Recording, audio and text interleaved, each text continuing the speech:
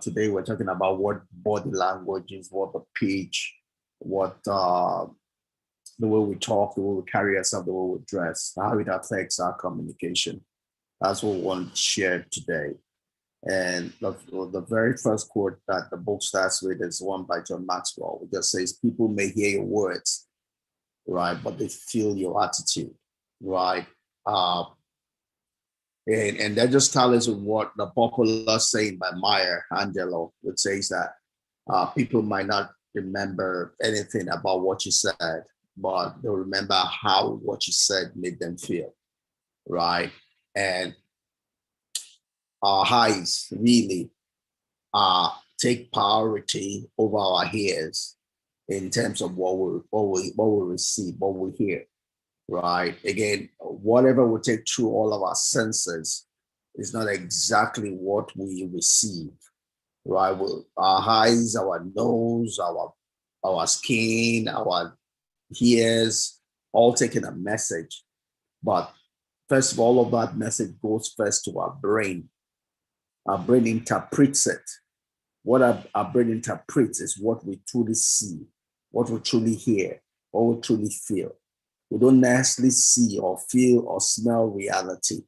We smell, we see what our brain interprets reality as.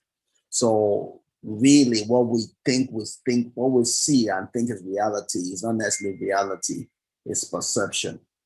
And that perception is only as close or as far away from reality based on the paradigm our life is running on.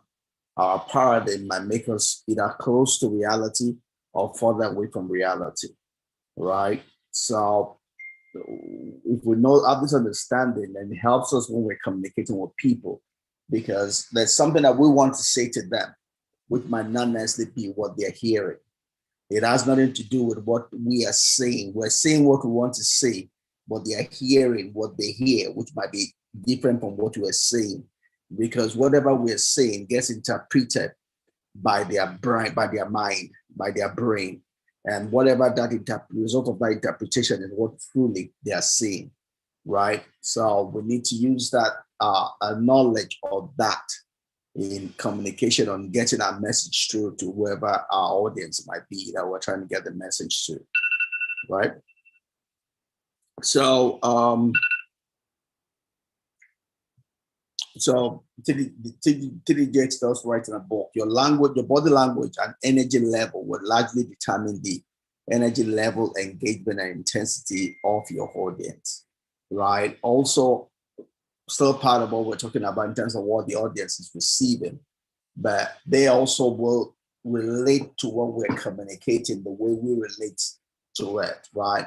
If I'm communicating and I'm married to what I'm communicating, that will tend to be reflected in my audience. They will also want to relate with the message to the extent to which I am relating with it or not relating with it, right? So that's why when we're communicating, it's not just what we're saying, but it's every gesticulation that we're making is part of the communication. And those are even more powerful than what we're saying because they can either uh, accentuate what we're trying to say, or they could cover it up such that the person doesn't hear what we're saying, right? They can obliterate the power and the message we're trying to communicate, right? Because in what everybody perceives or receives, what they see is higher in the hierarchy to what they hear.